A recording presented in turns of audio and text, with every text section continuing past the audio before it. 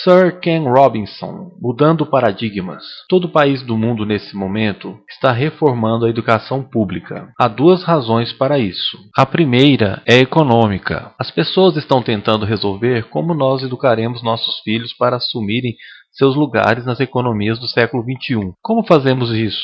Já que nem sequer podemos antecipar como a economia vai estar no final da próxima semana, como a recente crise demonstrou. Como fazemos isso? A segunda é cultural. Todo país do mundo está tentando entender como educamos nossos filhos para que eles tenham uma percepção de identidade cultural, para que possamos passar os genes culturais de nossas comunidades. Enquanto fazendo parte do processo de globalização, como equacionamos isso? O problema é que eles estão tentando chegar ao futuro fazendo aquilo que fizeram no passado. E no processo, estão alienando milhares de crianças que não veem nenhum propósito em ir para a escola. Quando fomos à escola, éramos mantidos lá com a história de que se você estudasse bastante e obtivesse um diploma universitário, você conseguiria um emprego. Nossos filhos não acreditam nisso. Eles estão certos em não acreditar. É melhor ter um diploma do que não ter nenhum, mas isso não é uma garantia. Particularmente, se o caminho para ele marginalizar a maior parte das coisas que você pensa que são importantes para você. Algumas pessoas dizem que temos que elevar os padrões, se isso representa algum avanço. Sabe, claro que devemos elevá-los. Por que baixaríamos? Você sabe, eu ainda não encontrei nenhum doido que me persuadisse a baixar os padrões. Mas elevá-los? É claro que devemos elevá-los. O problema é que o sistema educacional atual foi desenhado e pensado e estruturado para uma época diferente. Ele foi concebido na cultura intelectual do iluminismo e na circunstância econômica da Revolução Industrial. Antes da metade do século XIX, não havia sistemas de educação pública. Não realmente. Você era educado por jesuítas se você tivesse dinheiro, mas educação pública financiada pelos impostos, obrigatória para todos e de graça, era uma ideia revolucionária. E muitas pessoas foram contra isso. Elas disseram que não era possível para muitas crianças de rua e da classe operária se beneficiarem da educação pública. Elas são incapazes de aprender a ler e escrever. Então por que estamos gastando tempo com isso? Então foi embutido nisso uma série de pressupostos a respeito da capacidade de estruturação social. Isso foi impulsionado por uma necessidade econômica da época. Mas, paralelamente a isso, está o que era a visão iluminista da inteligência. A inteligência real consistia nessa capacidade para certos tipos de deduções lógicas e num conhecimento dos clássicos, o que passamos a definir como habilidade acadêmica. E isto está implantado profundamente na cadeia genética da educação pública. É que há apenas dois tipos de pessoas, acadêmicos e não acadêmicos, inteligentes e pessoas desprovidas de inteligência. E a consequência disso é que muitas pessoas brilhantes acham que não o são, porque elas são julgadas com base nessa visão específica da mente. Então, não temos pilares gêmeos, econômico e intelectual. A minha visão é que esse modelo trouxe o caos para a vida de muitas pessoas. Tem sido ótimo para alguns. Há pessoas que se beneficiaram enormemente, mas a maioria das pessoas não. Elas, ao invés, sofreram isso. Isto é a epidemia moderna e é tão inapropriada como fictícia. Isto é a praga do TDAH. Este é um mapa da incidência do TDAH nos Estados Unidos, ou prescrições médicas para TDAH. Não me interprete mal, eu não quero dizer que não há tal coisa como transtorno do déficit de atenção. Eu não estou qualificado para dizer que não existe tal coisa.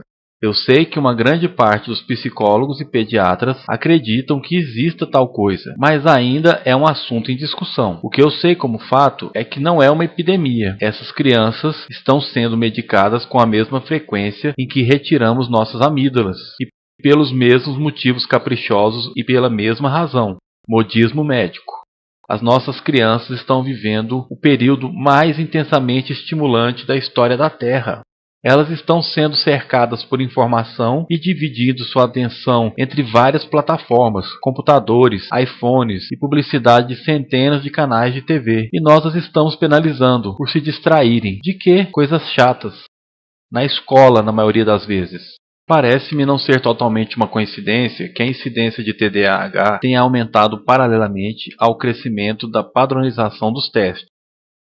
Estas crianças estão sendo medicadas com Ritalina e Adderall e todos os tipos de coisas, drogas geralmente bastante perigosas para ajudá-las a se concentrarem e se acalmarem. Mas de acordo com isto, o TDAH aumenta à medida que você cruza o país em direção ao leste. As pessoas começam a perder o interesse em Oklahoma.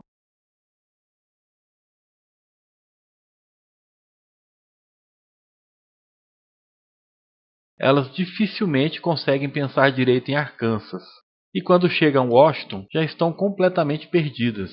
E eu creio que há razões diferentes para isto. É uma epidemia fictícia. Se você pensar nisso, as artes, eu não quero dizer que seja exclusivamente as artes. Eu também acho que é o caso da ciência e da matemática. Eu menciono as artes em particular porque elas são a vítima dessa mentalidade. Em especial, as artes tratam especialmente da ideia de experiência estética. Uma experiência estética é aquela em que os nossos sentidos estão operando na sua capacidade máxima, quando você está presente no momento atual, quando você está vibrando com o entusiasmo desse sentimento que você está experimentando, quando você está plenamente vivo. E anestésico é quando você fecha seus sentidos e se anestesia para o que está acontecendo. E muitas dessas drogas fazem isso. Nós estamos conduzindo nossas crianças na sua educação escolar, anestesiando-as. E eu penso que deveríamos fazer exatamente o contrário. Não devemos colocá-las para dormir, mas sim despertá-las para aquilo que elas têm dentro de si. Mas o modelo que temos é esse. Eu acredito que nós temos um sistema educacional moldado nos interesses da industrialização e na sua imagem. Eu vou dar alguns exemplos. Escolas ainda são organizadas como fábricas, com sinais tocando, diferentes instalações, especializadas em diferentes matérias. Ainda educamos nossas crianças por grupos, as colocamos no sistema por faixa etária. Por que fazemos isso? Porque há essa suposição de que a coisa mais importante que as crianças têm em comum é a idade. É quase como se a coisa mais importante sobre elas fosse a sua data de fabricação. Eu conheço crianças que são muito melhores do que outras crianças da mesma idade em diferentes matérias, ou em diferentes horas do dia, ou melhores em grupos menores do que em grupos maiores, ou às vezes elas querem ficar sozinhas. Se você está interessado no modelo de aprendizado, você não começa por essa mentalidade de linha de produção. Isto é essencialmente sobre normatização, é cada vez mais a respeito disso. Quando você olha o crescimento dos testes padronizados e de currículo escolares padronizado, eu acredito que devemos ir exatamente em direção oposta. Há um excelente estudo feito recentemente sobre o pensamento divergente, publicado há 2 anos. Pensamento divergente não é a mesma coisa que criatividade. Eu defino criatividade como o processo de ter ideias originais que têm valor. Pensamento divergente não é sinônimo, mas é uma capacidade essencial para a criatividade. É a habilidade de enxergar muitas respostas possíveis para uma pergunta, muitas formas possíveis de interpretar uma pergunta. Pensar, como Edward de Bono definiu publicamente de lateralmente. Pensar não é apenas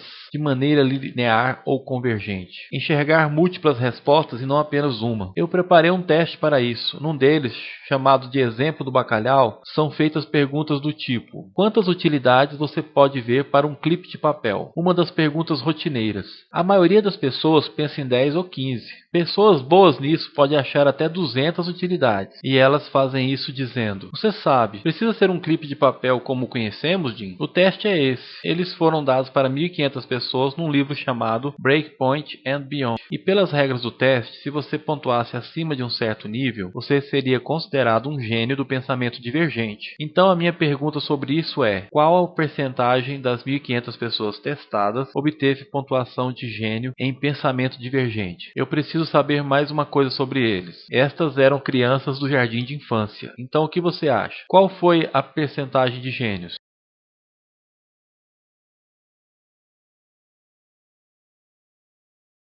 80? 80? Ok. 98%. Agora, a questão aqui é que este foi um estudo longitudinal. Então, 5 anos mais tarde, eles retestaram as mesmas crianças, com idades de 8 a 10. O que você acha? 50%? Eles retestaram novamente 5 anos mais tarde, idade de 13 a 15. Você percebe um modismo vindo por aí. Agora, isto nos conta uma história interessante, porque você poderia imaginar que eles estariam indo em outra direção, não é verdade? Você começa não sendo muito bom, mas melhora com a idade. Mas isso mostra duas coisas. Uma é que todos nós temos essa capacidade. E duas, ela predominantemente se deteriora. Muitas coisas aconteceram com essas crianças à medida que cresceram. Muitas. Mas das coisas mais importantes que aconteceram, que eu estou convencido, é que agora elas foram educadas. Elas passaram 10 anos na escola ouvindo. Há uma resposta, está atrás, e não olhe, e não copie, porque isso é colar. Fora da escola, isso é chamado de colaboração, mas não dentro das escolas. Isso não é porque os professores quisessem que fosse desse jeito. É simplesmente porque acontece dessa maneira. É porque está na cadeia genética da educação. Nós temos que pensar de forma diferente a respeito da capacidade humana. Temos que romper com a concepção antiga de acadêmico e não acadêmico, abstrato, teorético, vocacional, e vê-la pelo que ela realmente é, um mito. Em segundo lugar, temos que reconhecer que o melhor aprendizado acontece em grupos. Colaboração é a matéria do crescimento. Se atomizarmos as pessoas, separando e julgando-as separadamente, nós criamos uma espécie de barreira natural de aprendizado. E em terceiro lugar, isto é crucialmente sobre a cultura de nossas instituições, os hábitos das instituições e os habitats que elas ocupam.